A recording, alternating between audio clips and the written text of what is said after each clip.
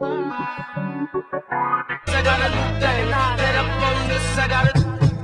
was sad, I was sad, I was sad until I heard her guitar. Either we're hanging on the broken hearted, sure as the stars in the sky above. We're going back to the place that we started. Every day is Saturday night, but I can't wait for Sunday morning. What's going on, everybody? It's the original grown-ass kid, Jeremy Hassel, and WCBS News 880 with my man Chaos. What's good, my dude? What's up? How you doing? Good to see you. How you like that New York traffic, man? Man, I don't know. Toronto traffic is pretty bad too. Oh, yeah? We're just up north, so it's kind of the same thing. You're like a cousin. Except we're harder because there's more snow. This is like nothing for us right now. There's a touch, right? If y'all didn't know, Chaos is from Canada, and he does this great music, some genre-bending music. Now, I first heard about you from Superstar. I heard that track, and I was like, all right, that's what's up. Good album, Exit. I'm a big fan of that. Then The Joyful Rebellion. And then right now, we got this Atlantis Hymns for Disco. Right. Yo, this album's incredible. That's why I made sure to get to interview. If y'all don't know at home, this took me about 3 days to get this man right here to sit here and do this. So what was your I guess your whole set thinking when you were making this album? I don't know. I was really just bored with a lot of the music I was hearing on the radio.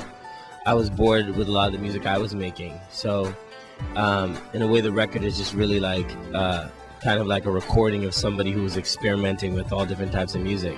It's almost like if you're just experimenting and jamming, but you recorded everything. And that's how the album sort of came out. Just I made sure and recorded everything I was trying and trying to have fun with. Yo, what's great about this album is that it's like an experience, like a roller coaster, you know what I'm saying? From hip-hop, you're an MC, but you sing as well. You know what I mean? So in this album, I know you work with a bunch of musicians as well. A few rock bands in Canada. On my favorite track, Born to Run. Just tell me about that, man. No, it's Canada's a very interesting place because most people from Canada are, whether you're from Trinidad or Jamaica or Guyana, a lot of people from Trinidad are like the first generation of their family that moved outside of that island or country. So everyone is not afraid to mix it up. And as you said, there's a lot.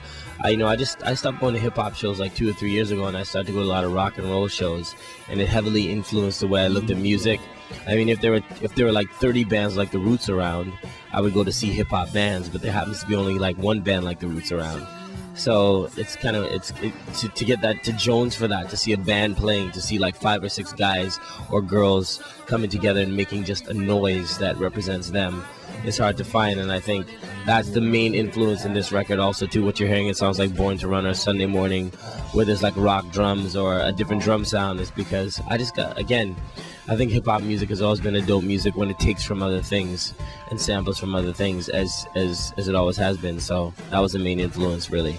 And also, you produced this record yourself? Right, yeah.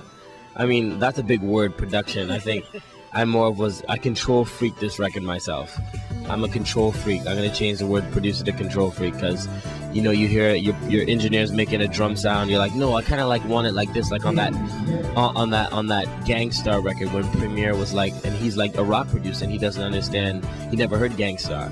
So you have to play the record. And I think in a way that's production because you're showing somebody a certain sound that you're trying to get and hopefully you achieve it. But it was more about just wanting a hip-hop head, someone like yourself who listened to Superstar or who's into hip-hop music to hear this record, even though it has rock influences, and still like once you're nodding your head, I think you're still in there, because nodding your head really means yes. So yes, you're in there, you're listening to it, you know. So what was the first song you worked on for this album? Sunday Morning, because I basically took some time off. And I was partying a lot because I kind of achieved certain things in my home country. So that's what happens. You make money, just so you know. You party a little bit. Yeah, we party, and then after that, I came back and I got bored of that, and I would come home from parties and I would try to listen to music, but everything I listened to was either something that I heard at the party, or it was like too depressing. So basically, it came back down to kind of writing songs to make me feel better. And Sunday Morning was like one of those first songs that I wrote. What was the last song you did on this album? Probably a song called Highway 7, and I left it off the record because it was very vulnerable, kind of like a slow, like a ballad kind of song. And I thought, man, you know, dudes are gonna hear this and just think this is so like vulnerable. But I think that's a quality in hip-hop music that needs to be interjected. It's just some people being honest about their feelings. I'm not saying people aren't honest, but there's a lot of bravado in hip-hop, and maybe it's more about just this, changing of the guard. I mean, Andre 3000, Most Def, they're like good examples of guys who are really wicked MCs but aren't afraid to say how they really feel. So I kind of followed with that. What's up? And who are some of your musical influences? Because I know you're all over the place here. Bob Dylan, Bo Diddley. I got into Bo Diddley. People should check for that. Eric B. Rakim, the Fugees, Most Def. A lot of American music, man. As in Canada, you can't not be influenced by America. And so, everyone from Tribe Called Quest to De La Soul to Outkast, all those bands really influenced me for sure. Cool. Now, how would you describe your style? I don't know. I'd say it's Renaissance. Someone asked me if I had to put my music in a category in a record store. I'd say I want to start a new category called Renaissance, which is all the classic music, reggae, hip hop, Bob Marley, Wu-Tang, Hall & Oates, classic pop music, Michael Jackson, Prince, all merged into one, which I call for myself Renaissance. But if that's too artsy for people, it's just hip hop. That's what it is. Because it's a hip hop attitude. It's all about like how much hair you have in your face or how you rock your shoes. That's hip hop. You just show up. You show up, and that's what I do for my music. I just show up and I put my soul on tape. What's up? We're excited. We're gonna see the show real soon. You guys stay tuned.